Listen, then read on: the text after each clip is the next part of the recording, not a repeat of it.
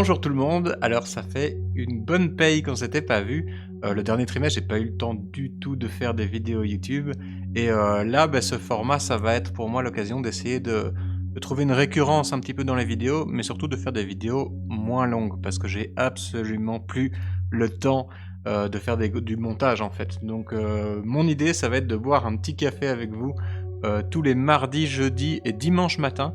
Ça va pas me prendre beaucoup de temps à tourner, littéralement, je me lance le café. J'ai un setup que je viens d'installer ici, qui va pas bouger, comme ça j'économise un maximum de temps. Et pourquoi j'ai plus le temps? Parce que, justement, le dernier trimestre a été un petit peu dingue et c'est de ça dont on va parler aujourd'hui.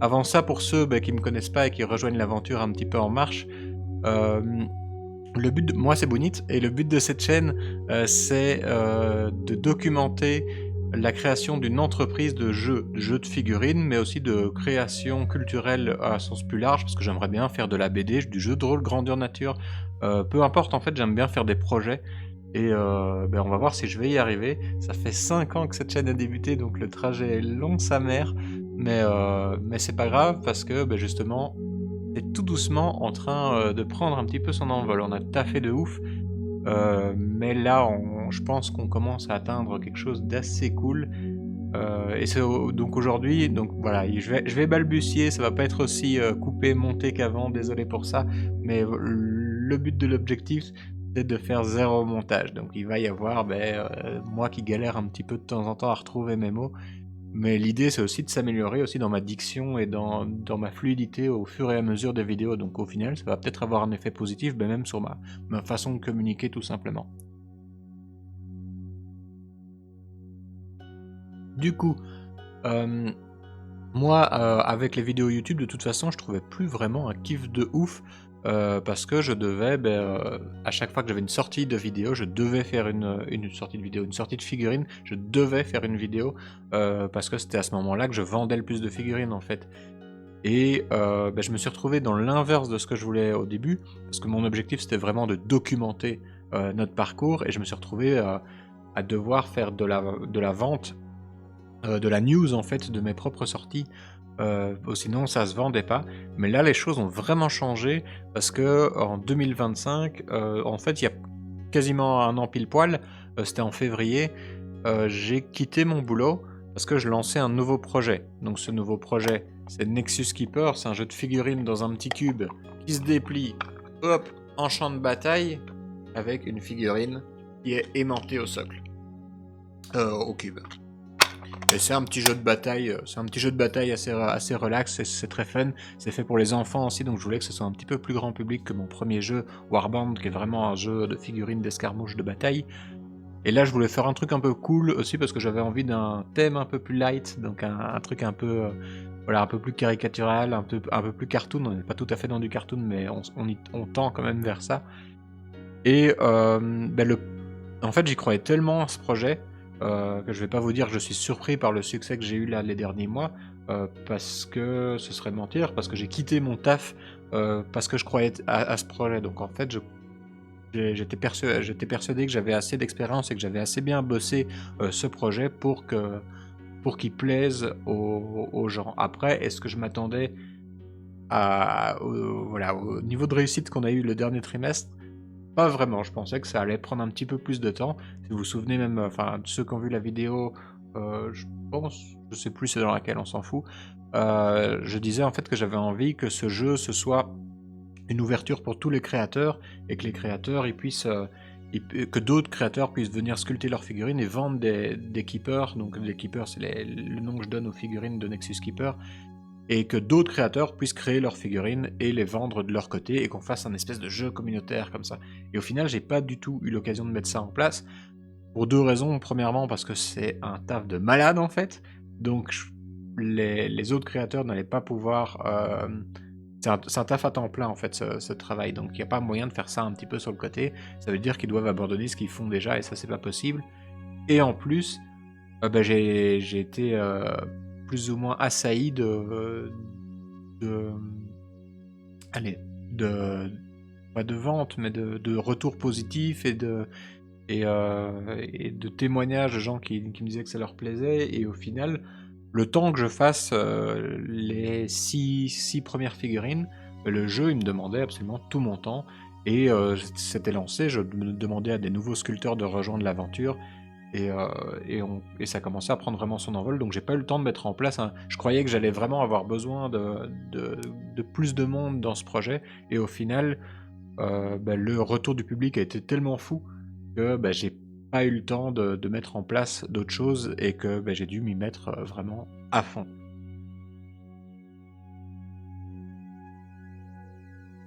Donc ce qui s'est passé, c'est que pour ce projet, pendant les premiers mois, on a un j'ai pas galéré parce que le premier salon qui était, les GFJ où je retourne dans une semaine, avait déjà super bien fonctionné. J'avais fait un sold out avec 70 keepers vendus, ce qui était complètement dingue.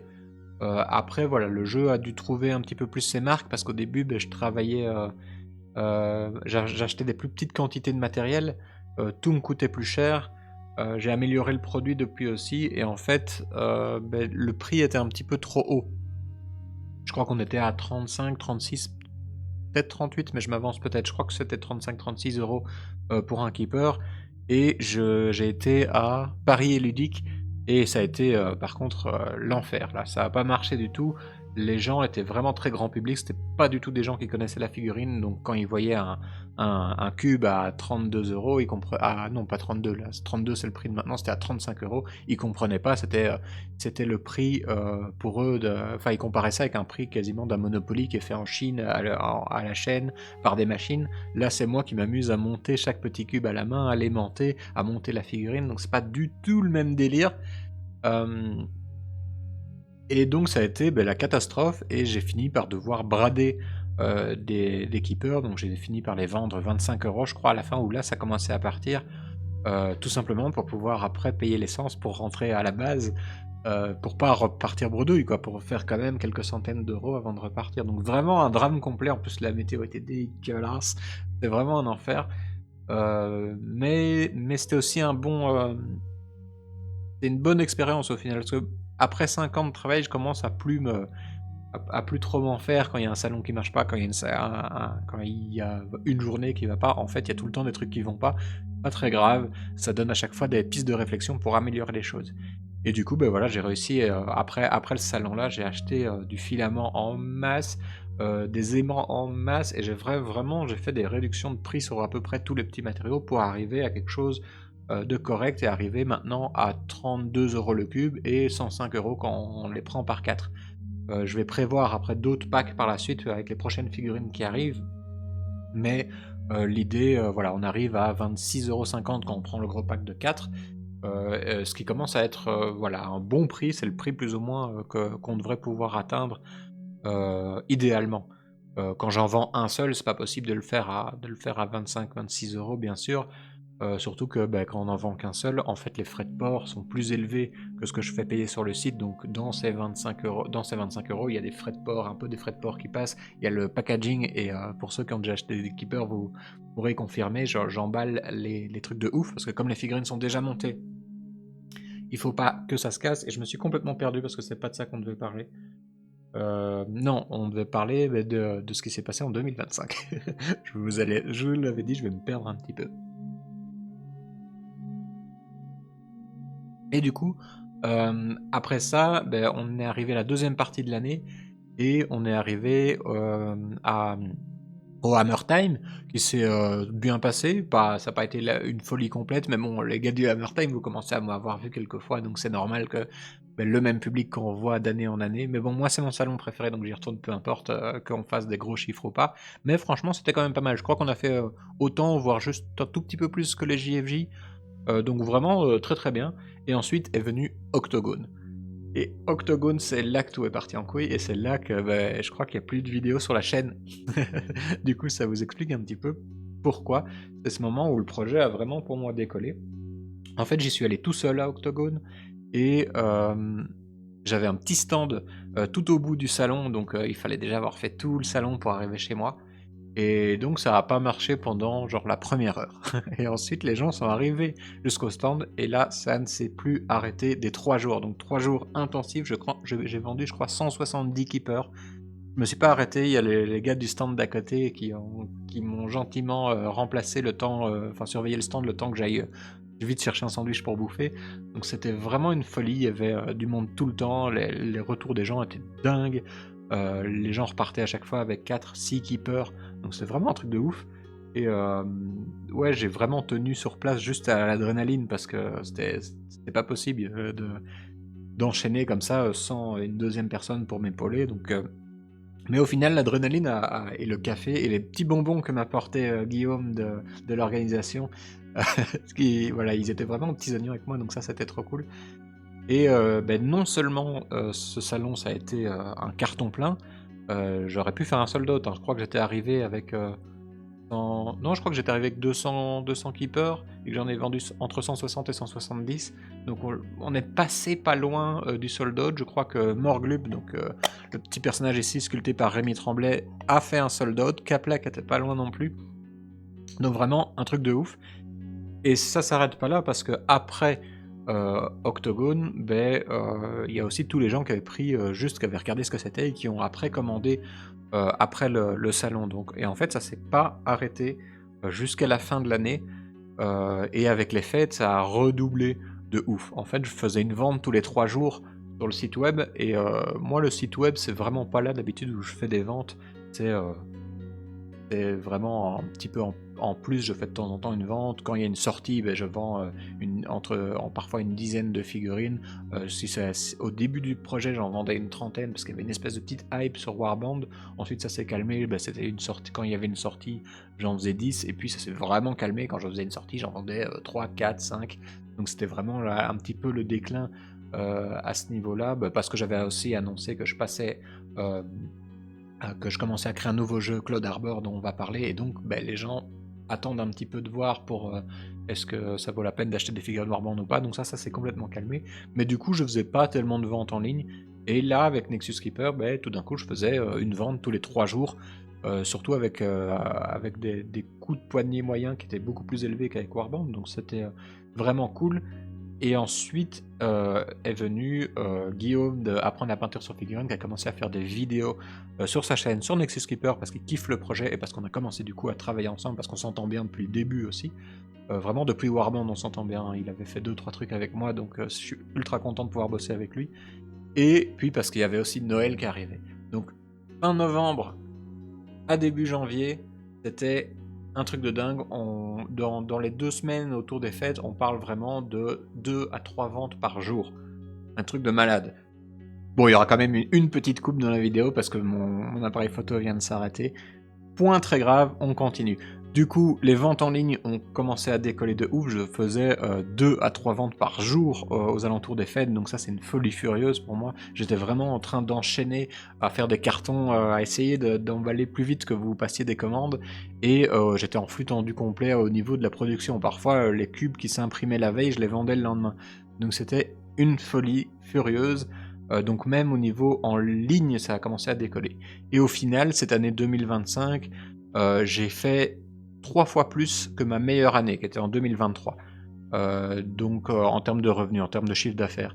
Donc ça a vraiment été un truc de ouf. Et cette année 2026, là, c'est encore parti pour faire mieux, parce que déjà sur le mois de janvier, on explose le mois de janvier de l'année passée. En même temps, le mois de janvier de l'année passée, j'avais pas encore Nexus Keeper, donc c'est peut-être un petit peu normal. Mais l'objectif, voilà, c'est de faire une année 2026 qui pète tout, parce que la prochaine étape, parce que même si j'ai fait une super année, on n'est pas encore à un chiffre qui peut assurer un salaire.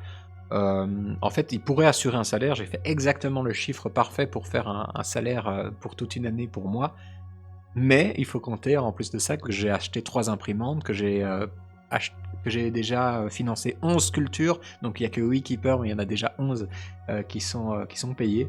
10 qui sont payés, 1 qui va être payé en plus.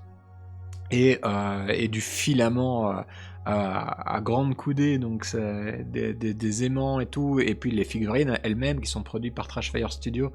Donc tout ça, ça a un coût énorme, et en fait, j'ai fait des investissements qui sont même un peu plus élevés que ce que j'ai fait en chiffre d'affaires, donc je suis encore un petit peu dans le rouge. Par contre, Les investissements que j'ai faits là, en fin d'année, c'est pour prendre de l'avance aussi sur 2026, ce qui fait que 2026 devrait normalement être complètement dans le vert. On va le passer d'un gros coup, sauf si je décide vraiment d'investir encore plus, par exemple dans une production plastique. Mais là, c'est là où c'est un peu plus compliqué parce que j'ai aucune expérience, pour parler, pour discuter avec les usines, d'injection plastique qui sont, soit en Espagne, soit en Pologne, soit en Chine. Donc ça, c'est tout un autre monde, donc j'ai pas envie d'y aller trop vite, j'ai envie de m'entourer de gens qui connaissent déjà un petit peu ça, donc il faut que je prenne contact, et c'est pas trop ma spécialité, les prises de contact, avec des gens dont c'est le métier. Mais voilà, c'est en train de se faire. J'ai déjà en février un petit rendez-vous avec quelqu'un qui, j'espère, pourra m'épauler pour ça. Mais aussi en termes de budget, on parle pas de il faut faire du x2, x3, il faut être dans les centaines de milliers d'euros peut-être, non peut-être, enfin, peut-être pas parce que j'ai déjà beaucoup investi, il y a déjà beaucoup de personnages qui sont prêts, donc en fait je dois vraiment juste payer les moules et la production, mais c'est un coût de ouf. Donc on parle pas de 100 000 euros, mais on doit quand même être dans... Ben, il faut facilement en fait encore tripler ce que j'ai fait cette année, et ne pas me payer. Donc voilà, bref, je ne devais pas encore parler de l'avenir aujourd'hui, je devais parler du passé. Le principe, c'est qu'il y a encore beaucoup, beaucoup de chemin. On a peut-être fait 5-10% du taf de ce qu'il nous reste à faire pour vraiment lancer Nexus Keeper partout dans les boutiques et tout ça, avec des cubes en plastique, des figurines en plastique et une entreprise qui tourne. Mais le plus important, c'est qu'on s'est donné un élan de fou avec 2025 et j'ai hâte d'être à la suite. De toute façon, moi je continue de taffer comme un ouf.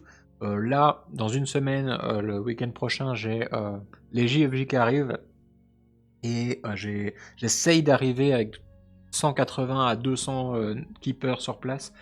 Je crois que j'en ai déjà 140 de fait, donc il me reste un peu de taf pour cette semaine, mais et aussi je lutte contre les commandes, hein. J'ai encore des commandes en ligne qui tombent de temps en temps, ce qui veut dire que là, par exemple, j'arrivais tout doucement à un bon chiffre, et puis j'ai eu 10 keepers vendus en 2-3 jours récemment, donc c'est une course constante à essayer de fabriquer plus vite que de commander, mais là, j'arrive tout doucement au stock que je veux amener avec moi. Au JFJ, je vais avoir Lux et Alexandre de Math Studio, donc le peintre pro et le sculpteur pro de Warband, qui vont arriver avec moi sur place pour faire des démos Warband, donc ça va être fun au possible. Et moi je vous retrouve du coup mardi, parce que mon café est fini, et que le principe de ce petit rendez-vous matinal, c'est de prendre le café avec moi. Donc quand j'ai fini le café, j'arrête la vidéo, donc ça va être tout pour aujourd'hui. On se retrouve mardi, je vais essayer d'enchaîner un petit peu les tournages tous les matins, comme ça je vais essayer de m'imposer une rigueur pour que vraiment ça arrive vraiment régulièrement, 3 fois par semaine, ces petites discussions qu'on va avoir, et on va pouvoir parler de la suite, on va pouvoir parler de Cloud Arbor, on va pouvoir parler des prochains personnages, des prochains sculpteurs qui vont rejoindre l'aventure pour Nexus Keeper. On va pouvoir parler business aussi. Moi, je suis très très content de pouvoir parler un petit peu plus de chiffres, un petit peu plus des difficultés de l'entrepreneuriat, parce qu'en fait, moi, mon vrai hobby, c'est ça. C'est pas la figurine, c'est pas là. Je suis pas vraiment un joueur, je suis pas un peintre. Mon vrai hobby, c'est de faire jouer les gens et de créer une équipe et tout ça. Ça, c'est ce que moi je kiffe. Donc, j'ai vraiment envie de parler ça beaucoup plus qu'avant. Et on va pouvoir aussi parler de crowdfunding, parce qu'on a un petit projet qu'on préparait en secret avec Lux Tantor. C'est pour ça que Lux n'a pas une famille de keepers, il rejoint pas l'aventure tout de suite, en tout cas Nexus Keeper, parce qu'on est en train de préparer un autre truc vraiment autour de son talent à lui, et j'ai hâte de vous parler de ça. Voilà, c'est tout pour aujourd'hui, on se retrouve du coup mardi, passez un bon dimanche, ciao ciao.